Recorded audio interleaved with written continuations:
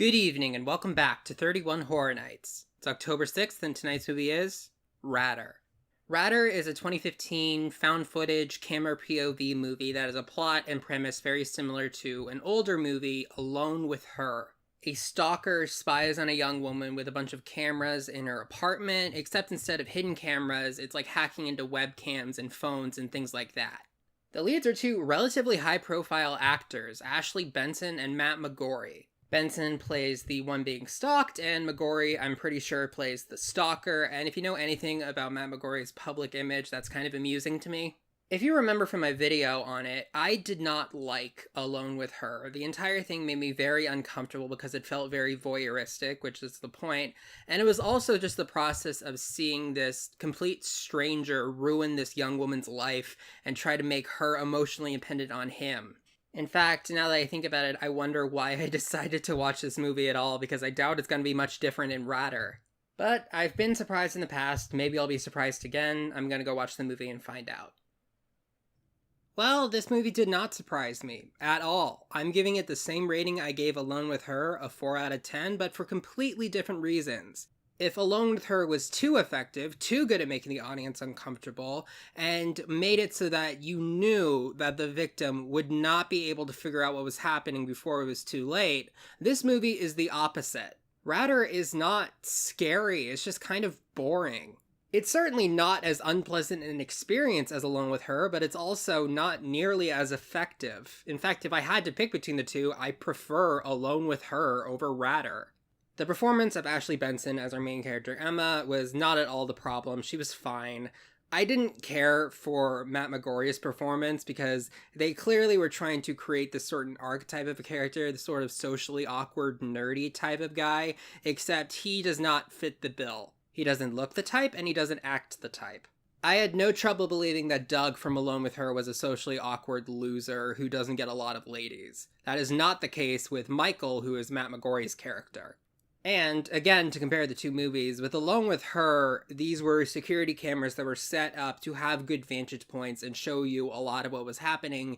In this movie, it's like hacking into, like, the cameras on phones and computers, and she has, like, an Xbox Connect, so I think that the hacker went into that as well. The issue with that is that if this movie were realistic, you wouldn't be getting a lot of great shots, because most people kind of just keep their phones in their pockets. Or like set them down on a table so all you'd get was a view of the ceiling. They do work around it in some mildly clever ways, like she keeps her phone like charging overnight on like a little dock that keeps it upright, which is kind of believable. But then there are times where she will literally walk around with her phone in her bag and the bag is zipped open. And definitely the worst example of this is a scene where she's like having a job interview, and by coincidence, her bag is like on a table, on its side, it's zipped open, and you get like this perfectly framed shot of her and the person interviewing her. I'm not going to say that that just straight up doesn't happen, but there are an awful lot of very specific coincidences in this movie to get us these shots. I wouldn't say the story of this movie is bad, it just doesn't really pick up until like the last third. And as a horror, it's pretty ineffective. I can think of one kind of creepy scene in this movie, and that was where she's like getting up in the middle of the night to get something from the fridge, and you can see from the Xbox Connect cam that the stalker is standing right on the other side of a wall, like 5 feet away from her, and she doesn't know he's there. But other than that, it's just kind of jump scares and the idea of the fact that you're breaching her privacy. Overall, I was unimpressed with this movie. I wouldn't really recommend it. It's certainly different in feel from Alone with Her, but that doesn't necessarily mean that it's better. And while there aren't a lot of spoilers to go into, let's talk about those. Going into this, I kind of just assumed that Matt McGorry's character, Michael, was the stalker, considering the fact that he's the other big-name actor in this movie. But up until even the very end, the movie does not directly or indirectly tell you who the stalker is. Except that's not really true, because here's the thing.